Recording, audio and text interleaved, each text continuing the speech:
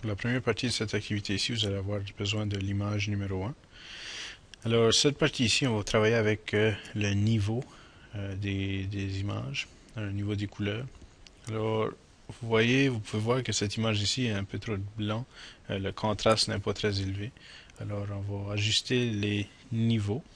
Alors, si vous ne voyez pas ceci, si vous avez ceci ici, vous devriez voir modification d'image en bas. Cliquez dessus, vous devriez avoir ce menu ici. Vous avez ensuite réglage de couleur et niveau. Vous avez une petite fenêtre qui apparaît avec un histogramme. Ça, c'est l'histogramme de vos couleurs. Alors, si on déplace les trois flèches ici, nos couleurs en arrière de notre image vont changer. Alors, si je déplace celui-ci, vous allez voir que la couleur foncée va augmenter. Si je déplace celui-ci, ça devient de plus en plus éclairé. Alors, je vais laisser lui là. Lui, je vais l'amener ici jusqu'à l'histogramme commence. Et celui-ci, je vais le déplacer vers la droite juste un peu. Augmenter le contraste. Alors, si je fais ici, vous voyez qu'il y a un bouton aperçu. Si je clique ceci, vous voyez l'image originale et vous voyez l'image modifiée. Les couleurs sont beaucoup meilleures lorsqu'on ajuste les niveaux. Je mets OK. Et en plus de ça, il y a plein d'autres outils que vous pouvez utiliser pour modifier les couleurs de votre image. Si vous allez à la réglage de couleurs, vous avez les courbes. Les courbes sont très utiles pour le contraste ici et luminosité. Alors vous pouvez modifier ces choses ici. OK.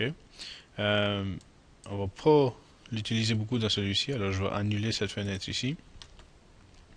Ensuite, vous avez aussi teinte et saturation. Si je clique là-dessus, parfois la saturation des couleurs peut être augmentée pour, admettons que tu as du rouge ou du bleu que tu veux qui ressort. Tu peux augmenter la saturation. Et dans notre cas ici, on a beaucoup de vert. Alors si on veut faire ressortir le vert, on peut augmenter la saturation un peu. La luminosité aussi, vous pouvez jouer avec. Plus haut que tu vas mettre la norme, plus éclairé que l'image va être. Là, tu vas voir que les couleurs disparaissent et plus vers la gauche, ça va être plus foncé. Alors ici, on peut le laisser à 0 comme qui est par défaut.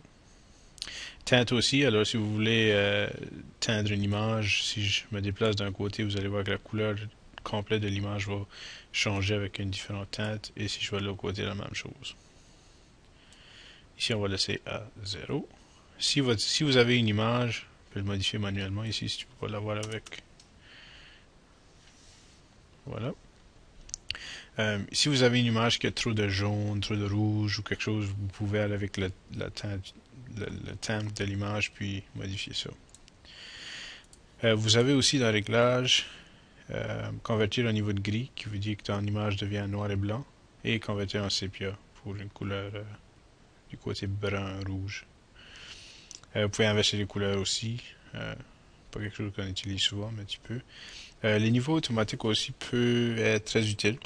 Si tu n'es pas certain comment ajuster tes niveaux, tu peux laisser à niveau automatique. Parfois, il va mettre ton image un peu trop foncée, alors j'aime mieux le modifier manuellement, mais tu peux quand même l'essayer. C'est pas mal tout pour la modification des couleurs d'une image.